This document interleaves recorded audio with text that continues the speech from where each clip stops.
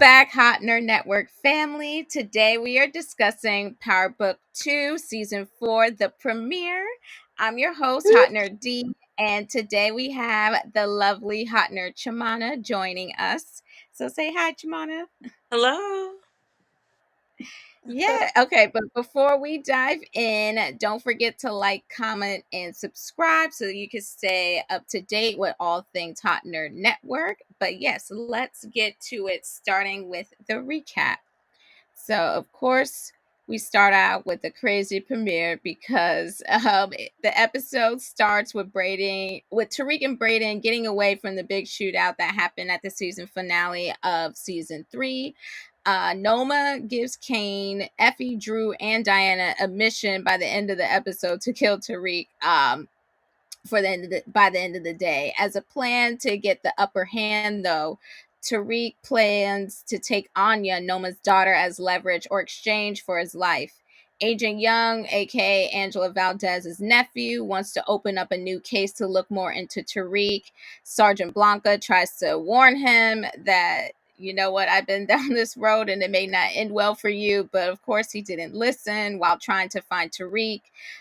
Numerous plans unfold. Drew and Diana, one, take Brayden's sister as leverage to try to smoke out Brayden. Drew and Diana specifically want to kill Tariq or Monet in order to try to hide that they were behind trying to kill her. Effie warns Tariq that Kane is coming after him to help him evade getting killed. And then even after escaping Kane, Tariq still had to deal with the still had to deal with the assassins who Noma sent to kill him. Agent Young was also on the scene trying to investigate and got caught in between the assassin and Tariq. Tariq kills Agent Young at the end as leverage with Noma, so he finally finds his way out somehow, some way, and stages the scene to make it look like the hero of the story. But it's kind of funny that he's the hero and the cause at the same time. But I'll pause there. What stood out to you, or what was your favorite part of the premiere of this full on season? I love that it was like full circle, like the ending of season 3, the beginning of season 4, where Tariq and Brayden, it was giving Ghost and Tommy, and it gave all the feels, the nostalgia, like that's what I really like. And I like how so far that's what they're starting off with, because it's bringing it back full circle. So I'd have to say, like, the very first scene, I was like, okay, I wanted to see how it played out. So that was one of my favorite parts. Yeah. I definitely like that part too, because it was definitely reminiscent of like when Ghost and Tommy used to get ready before their missions, getting in there all black, kind of getting in mission mode because they about to go handle whatever they got to handle. So I definitely did start to see, like you said, like those elements of the original Power show, especially with Ghost and Tommy. And just how their thought process was. It's like everything he's saying too, it's like, oh my god, it really does feel literally like the ghost of his past, and ghost as himself as a character, really like coming through in this season. So that was my favorite part, or one of my favorite parts as well. Like, what did you think of Agent Young, um and him trying to come in and try to save the day as one more Valdez that may not He actually won't- see any justice for the things that has happened to them. Again, that is cliche, typical Power. I mean, anytime you go against any St. Patrick, it doesn't end well.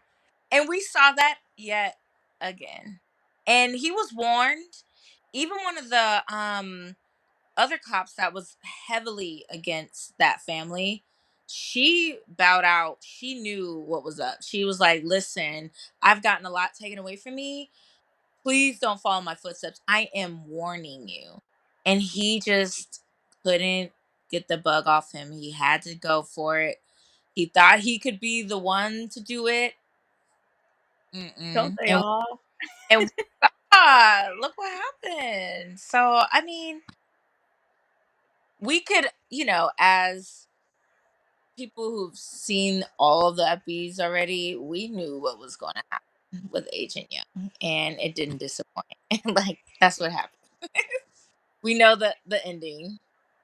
That is so true. And it's like, I don't know, how many times does somebody have to like warn you before you get it? And then I don't know, even as a viewer, I still even get surprised to this day, like how they actually manage to like get and evade some of these charges, because a lot of these are always very serious charges that somehow you just find one little loophole, and then all of a sudden they're in court, and then now the Right. lawyers who are prosecuting them are in contempt, or now they're actually getting prosecuted, or now they have to, step down or getting demoted or having to move on to other ventures. So Or it's like loss of. we see, I know.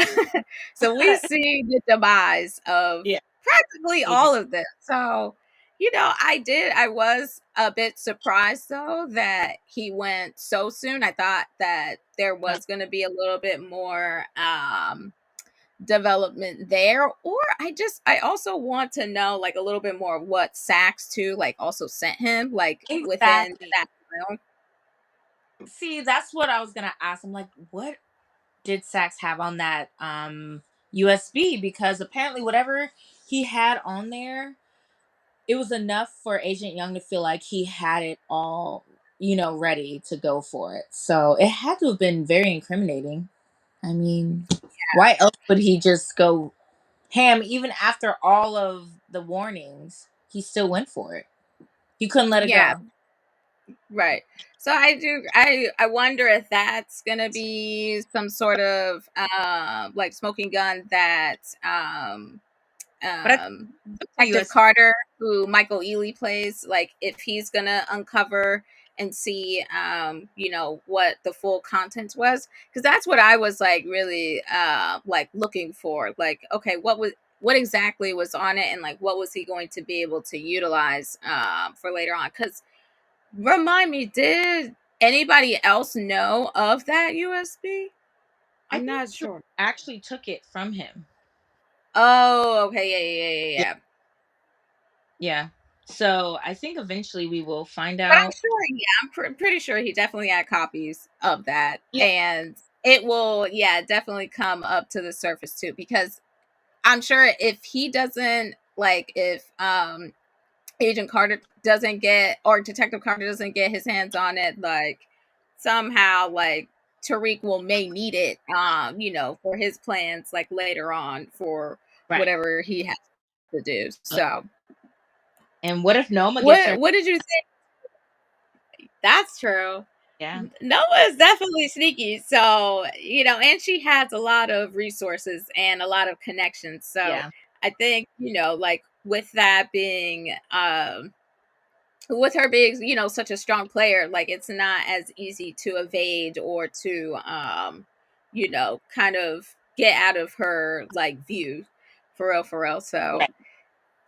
I wonder, right, if she does get her hands on it, because it's always, someone trying to find leverage over the other. So, you know, if she actually uncovers that, what could come from there? What do you think about Effie and her helping Tariq in the end, even though she's also part of the reason why he was even in this situation? They have a very like tumultuous relationship. Like it's very much back and forth. And I was gonna say that I'm like, I can't quite read Effie yet. I don't understand her strong ties to Tariq, and yet Hmm. she still has a soft spot for Kane as well. I think in general she's just looking for acceptance. So whether she gets it from Kane or Tariq, she doesn't, because of all of the trauma and loss in her life, she's trying to just be close to anybody at this point. And so she just feels like she has such a strong sense of loyalty and betrayal. If that's a thing, that's her. Like that's Effie. She's loyal and she has betrayed both of them, Kane and Tariq, at some point. So Yeah. I'm still trying to figure her out. I don't know whose side she's gonna end up on at the end, but I think that her helping Tariq, maybe because he put her on, from the start. So he Mhm. helped her out. And so maybe she's thinking of that. Who knows? TBD.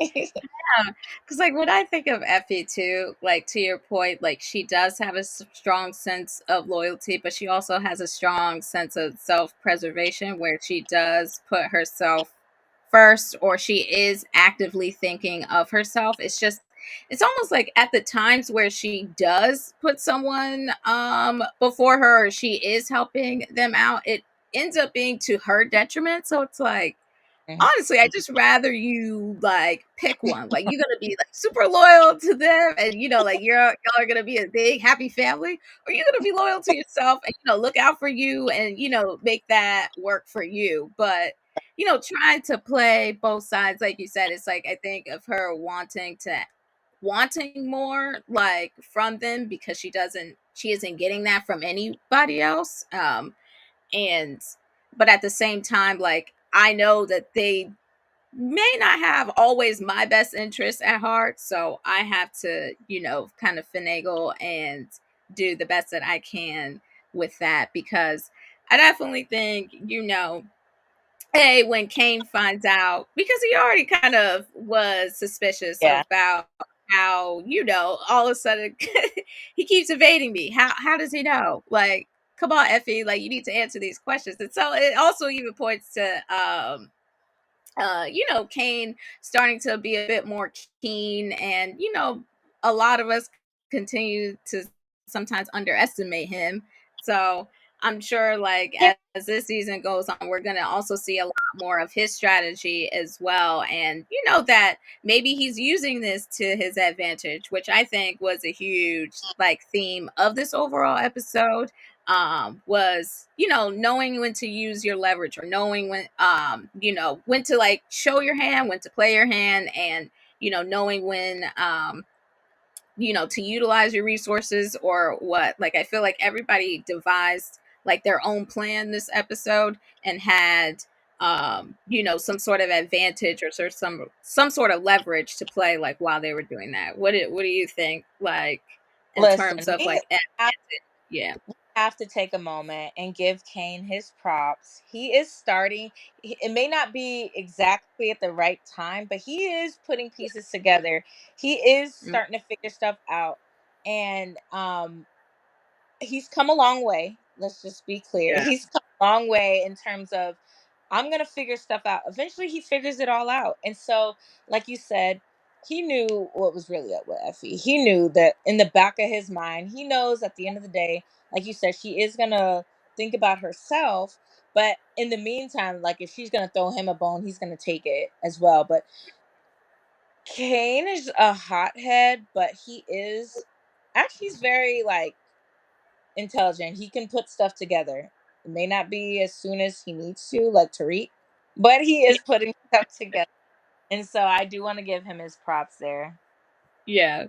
I agree. I agree. And I feel like, because of his past, or because of his past decisions, like people still are going to underestimate him and continue to think that he's following into his same patterns. But I think personally he's trying to use this as his advantage, or as his smoking gun. Like you can continue to kind of brush past me, or think that I'm just here to be muscle, because he clearly wants to step into a leadership role. Like he Yeah. wants that like more than anything. And but yet he just keeps kind of being used for his physicality. He's like, I have brains too. I have a strategy as well. It's just like you guys weren't ever kind of giving me the opportunity to use it or to show it. And so now I feel like this is his opportunity, because like now with Monet, still recovering with his father gone, like he doesn't have, even though Noma is still a strong presence, like he doesn't have like both of his parental figures kind of like in their highest potential, like kind of coming down on him, like, no, you're not it, or you're not the next person, it's actually going to be Yeah. Drew or X, Y, and Z. Like now he doesn't like necessarily have those factors like really working against him. So he's trying to step up, and he's trying to like um you know trying to like be more of a leader, or more of what he wants to see himself to be, that no one really is counting on him to be. So Yeah. I'm like partly rooting for him, but it's like, to what extent? Because I just hope he isn't. We're not building this all up for him to get mad one day and let it all crumble, like, or let Effie somehow throw him off track, because he definitely he can have one plan, but Effie could throw him off completely left. So, and if she's in that moment loyal to Tariq, then where Mhm. can that lead And Kay? that's But one can't manipulate Tariq the same way she can manipulate Kane. Like yeah, she saw where that got her when she tried to manipulate Tariq. It didn't work. So that yeah, might and be now a he's soft really cut off spot. her. She's trying to get back in his good spot. Like, Right. I helped you out, and he's like, I don't care about none of that. Like, that was so much fun. Thank you again for joining this week's recap. Always a pleasure to have you here, Chimana. Don't be shy. Please come back. We want to know what you think as the season unfolds. But don't forget to like, comment, and subscribe, and join the conversation to stay updated on all things Hot Nerd Network. And remember to stay tuned for our next recap for Power Book 2 Ghosts. Can't wait to see you there. But until then, stay nerdy, folks. Bye.